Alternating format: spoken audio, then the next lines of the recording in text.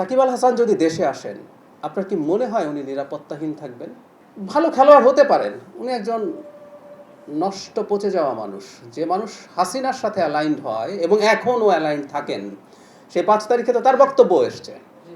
So don't care উনি কত নামি, কত সুনাম তার আছে, এসব ফালতু কথা উনি বলেন আসলে সরকারকে কিছুটা চাপে ফেলার জন্য। আমি আবারও বলছি, এনিবডি কেউ আছেন, উনি বাংলাদেশে আসবেন মামলা ফেস করার জন্য, আইন ফেস করার জন্য, বিচার ফেস করার জন্য। এবং উনি এয়ারপোর্টে নামলে কি লোকজন মব করে তার কিছু করে ফেলবে? উনি কি সেটা মনে করেন? আমরা কেউ মনে করি? No way.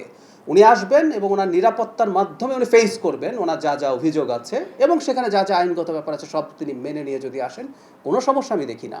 এই প্রত্যেকটা কথা আসলে আমাদের এই সরকারের বিরুদ্ধে প্রোপাগান্ডা, মানে যে মানুষটা স্টিল হাসিনার সাথে অ্যালাইন্ড হয়ে কথা বলে, সেগুলো বলবে। We don't care. এটা শুধু সে না, সে তো আর হাসিনার চেয়ে বড় অপরাধী না।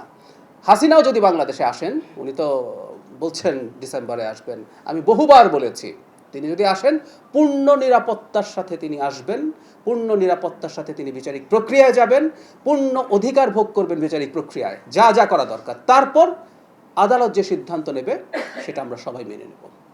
আমরা হাসিনার মতো একটা মাফিয়া রেজিম এই দেশে আর দেখতে চাই না, এটা না ভবিষ্যতেও হতে দেব না। কোনো ফ্যাসিস্ট মাফিয়া রেজিম না, এটা একটা গণতান্ত্রিক রাষ্ট্র।